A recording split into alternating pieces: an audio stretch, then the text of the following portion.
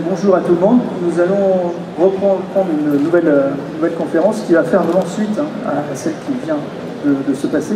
En ceci, nous allons parler de la nature et de la nature, savoir si la nature est un laboratoire ou non, et comment on doit la comprendre. L'observation de la nature depuis l'Antiquité a été l'un des fondements de la méthode scientifique. Puis, depuis la Renaissance, les savants se sont isolés pour devenir des laborantins. Ils ont modifié le cadre de leurs recherches.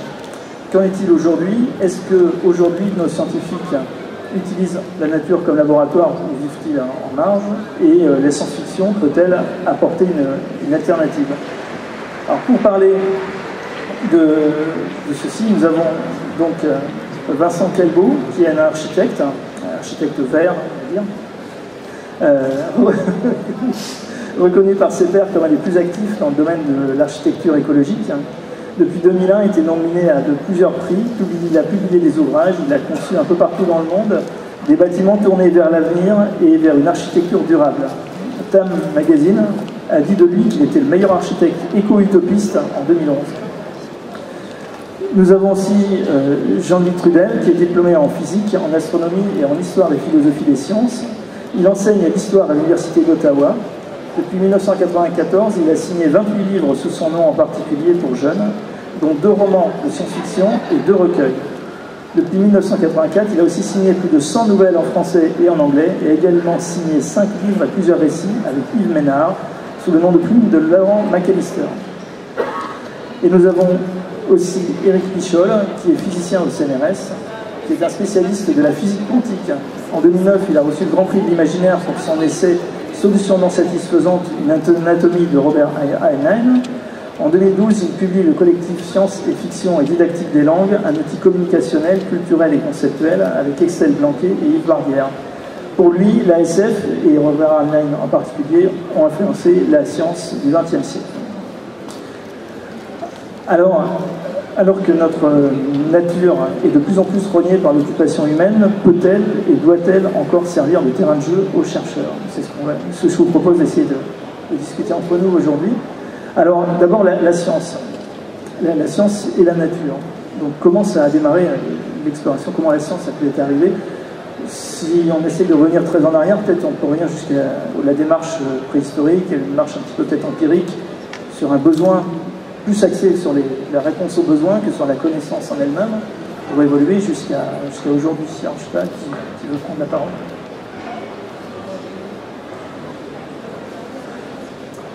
Alors, je vais peut-être passer au centre pour ne pas être le premier à intervenir, mais on peut certainement adopter un point de vue sur le long terme et suivre un peu l'évolution de l'utilisation de l'étude de la nature par l'humanité pour en dégager des savoirs. Il y a effectivement une phase préhistorique où on se constitue des savoirs directement au contact de la nature, sans nécessairement de théorisation,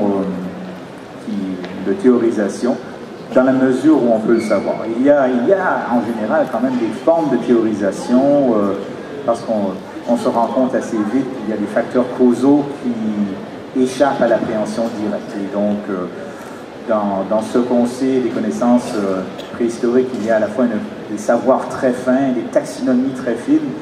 Le test que l'on peut toujours lancer à des hommes et des femmes modernes d'aujourd'hui, c'est si on vous met dans une forêt, combien d'espèces d'arbres pourriez-vous reconnaître, combien d'espèces de plantes pourriez-vous reconnaître?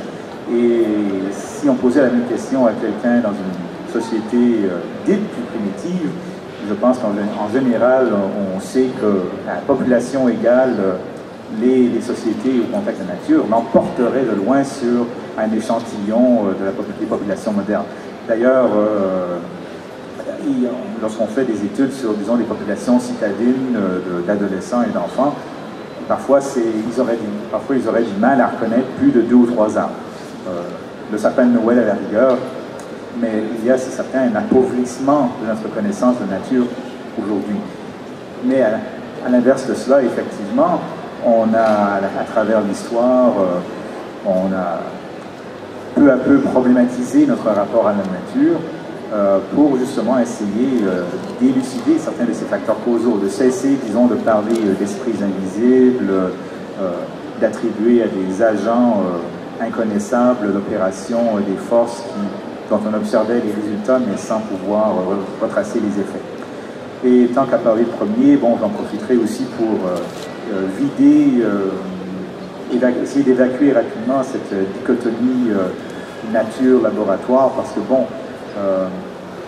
du point de vue scientifique, nous faisons tous partie de la nature. Tout ce qui se passe dans le laboratoire, ce n'est pas qu'on se sépare de la nature, c'est simplement que on pourrait dire qu'on la discipline, on l'encadre, on la contrôle, on essaye aussi de réduire le nombre de facteurs avec lesquels on joue afin d'écarter les facteurs qui sont en trop et de bien comprendre en fin de compte quel est le facteur le plus important pour aboutir à tel ou tel résultat. Et c'est ce qui est arrivé à partir d'un certain moment dans les laboratoires. On s'est rendu compte que, par exemple, dans les laboratoires des alchimistes égyptiens, qui eux-mêmes étaient sans doute les successeurs des ateliers, des teinturiers, des joailliers, des fabricants d'émaux de l'Antiquité, si on travaillait avec des produits plus ou moins purifiés, on commençait à maîtriser les résultats qu'on pouvait obtenir en opérant tel ou tel mélange. Et à partir d'un certain moment, on pourra en reparler pour la Renaissance. Effectivement, on s'est mis à combiner à la réflexion philosophique qui partait des observations de sens commun de ce qu'on pouvait voir dans la nature, ce qui était la démarche un peu d'Aristote, des scolastiques, et on arrive à l'idée, vers peut-être Galilée, de travailler avec des machines, des appareils de laboratoire qui ne sont pas encore censés donner des réponses. Ils sont censés démontrer qu'on est sur la bonne piste. Lorsque Galilée fabrique des machines pour faire rouler des billes, a priori, il veut se confirmer, se prouver à lui-même qu'il est sur la bonne piste, mais il va décrire plus ou moins l'appareil pour convaincre les autres. Et dans le courant du XVIIe siècle, il y a toute une période où on va de plus en plus passer de l'expérience par la pensée à l'expérience par, on pourrait dire, le mécanisme, l'appareillage. Et c'est toute une démarche sur laquelle on aura peut-être l'occasion de revenir. Alors, si on continue, si on avance vers notre époque, après, donc les gens, enfin, je pense que si on prend les théories sur l'atome, si on descend encore un peu plus loin sur les mécaniques quantiques, là, la nature, elle nous apporte plus grand-chose. On est obligé de travailler en laboratoire, voire même en simulation informatique. Non, je ne dirais pas ça. Les choses n'ont pas tant changé. Simplement, il y a toujours eu des choses accessibles, des choses relativement faciles à voir, des choses accessibles à l'œil, et des choses un peu plus compliquées. Il se trouve qu'aujourd'hui, effectivement, si tu parles de physique atomique, les atomes sont des objets invisibles. Donc on a besoin de se doter de sens supplémentaires, on a besoin de se doter de techniques supplémentaires pour aller voir. Mais on peut tout aussi bien dire que les planètes lointaines étaient invisibles à l'œil nu il y a quelques siècles, et qu'il fallait aussi que le télescope est un pas géant au moins aussi important que ce qui nous permet aujourd'hui d'aller vers l'atome. Moi, je pense que, au risque de répéter ce que vient de dire Jean-Louis, il y a Hugo Bellagamba qui nous a proposé le thème de cette table ronde est un écrivain qui aime bien sûr jouer avec les mots. Et la question est bien sûr de ce qu'on entend par les mots de science, de méthode, de laboratoire. Et une fois qu'on s'est mis d'accord sur le sens des mots, en fait la problématique est quasiment la même, quel que soit le domaine auquel on l'applique. Et il y a un certain nombre d'objets conceptuels, il y a un certain nombre de sujets qui sont qui relèvent d'une interaction avec le monde, d'autres qui n'en relèvent pas. Au risque de remonter pour le coup encore à l'Antiquité, les Grecs avaient l'habitude de séparer, il y avait trois domaines de la connaissance, il y avait trois grandes familles de disciplines. Il y avait la logique, alors la logique qui inclut ce qu'on appelle aujourd'hui les mathématiques, qui sont un domaine qui peut être purement intellectuel, purement conceptuel, mais ça inclut aussi la rhétorique, ça inclut ce qu'on appelle aujourd'hui la logique, c'est-à-dire les règles de raisonnement qu'on peut avoir. tous ces domaines-là qui concernent des choses qui se passent dans la tête du mathématicien, dans la tête de l'avocat, dans la tête de la personne qui joue avec ces concepts, n'ont pas besoin d'un rapport particulier avec le monde. On pourrait imaginer des gens enfermés dans une boîte noire, sans aucun contact avec le monde extérieur, et qui malgré tout font des mathématiques, qui malgré tout se disputent entre eux, qui malgré tout ont besoin d'avocats ou de règles du jeu pour travailler ensemble. Et puis il y a toutes les disciplines que les Grecs appellent la physique, mais c'est bien sûr la physique moderne, mais c'est aussi bien la biologie, c'est toutes les sciences de la vie, toutes les sciences de la Terre, qui sont des disciplines qui traitent du reste du monde, qui traitent de ce qui nous entoure. Là, il y a une infinité de problèmes. Le propre de la nature, c'est d'être infiniment riche, infiniment complexe, beaucoup trop complexe pour qu'on aborde tout à la fois, d'où le besoin de se spécialiser, d'où le besoin de chercher à prendre des problèmes les uns après les autres. Et la façon dont on va l'aborder va dépendre du problème posé. Et chaque fois que les scientifiques ont été suffisamment arrogants pour dire bon, maintenant on a fait le tour des choses, on sait exactement, on sait tout sur le monde, on n'est jamais allé jusque-là, mais au moins on a une méthode qui est suffisamment au point pour maintenant pouvoir appliquer la méthode scientifique avec un grand L et un grand M.